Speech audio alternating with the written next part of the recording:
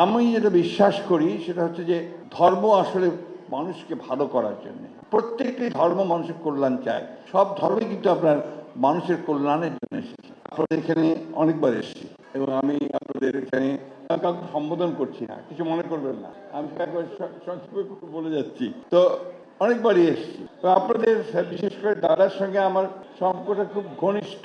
আমরা একসাথে কাজ করেছি, অনেকদিন ধরে কাজ করছি। এখানে এসে আমার মনে পড়েছে আমার নেত্রী দেশনেত্রী বেগম খালেদা জিয়ার কথা। আমি খুব ভারাক্রান্ত হয়ে গেছি, কারণ প্রতি বৌদ্ধ পূর্ণিমাতে আমাদের পার্টি অফিসেই আপনার গুলশানে একটা অনুষ্ঠান হতো, বৌদ্ধদের সম্বর্ধনা দেওয়া হতো বৌদ্ধ পূর্ণিমা, তাই না দাদা? আমাদের দাদারা অনেক সময় গেছেন, সেখানে ম্যাডাম উপস্থিত থাকতেন। এই প্রথম আমরা একটা বৌদ্ধ পূর্ণিমা, গত বৌদ্ধ পূর্ণিমা পার করছি, যখন ম্যাডাম আমাদের সামনে নেই। একজন অসাধারণ মহিষী মহিলা, আমি কখনোই তাকে ভুলতে পারি না।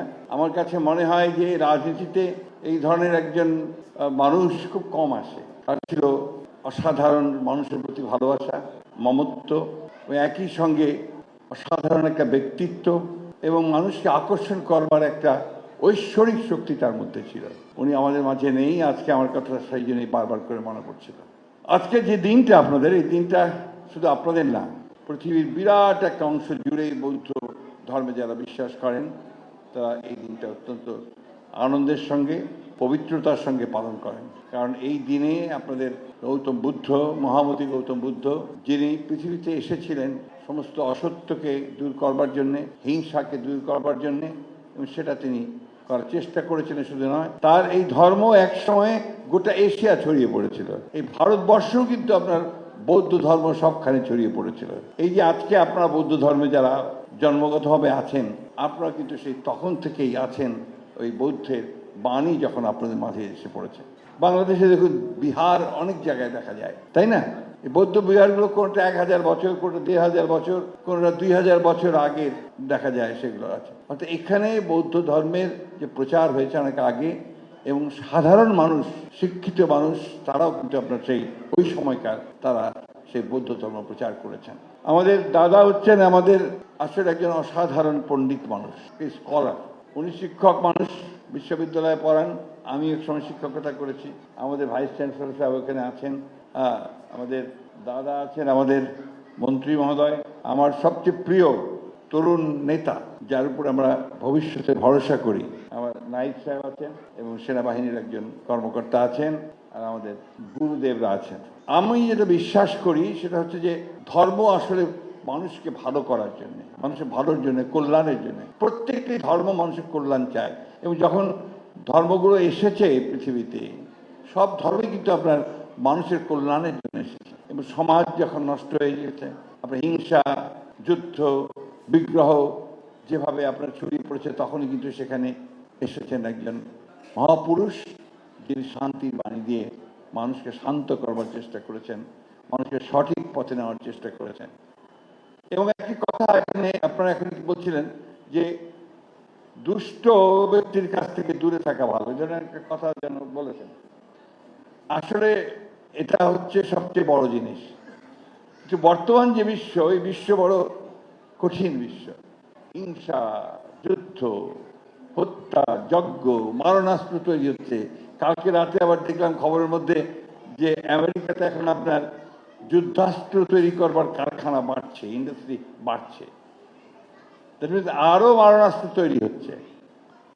তো এই যে পৃথিবী, এই পৃথিবীতে আপনারা আমরা যারা শান্তির কথা বলি, সেখানে ওই আসবে যে শোনাইবে ব্যর্থ পরিহাস, এই ধরনের কথাগুলো এসে যাচ্ছে আজকে। তাই আমাদের সকলের, প্রত্যেকটি মানুষের, আমরা যারা শান্তিতে বিশ্বাস করি, আমরা যারা মানুষের কল্যাণে বিশ্বাস করি, আমাদের কল্যাণ করতে চাই, আমাদের বোধহয় এক হওয়া দরকার, ঐক্যবদ্ধ হওয়া দরকার।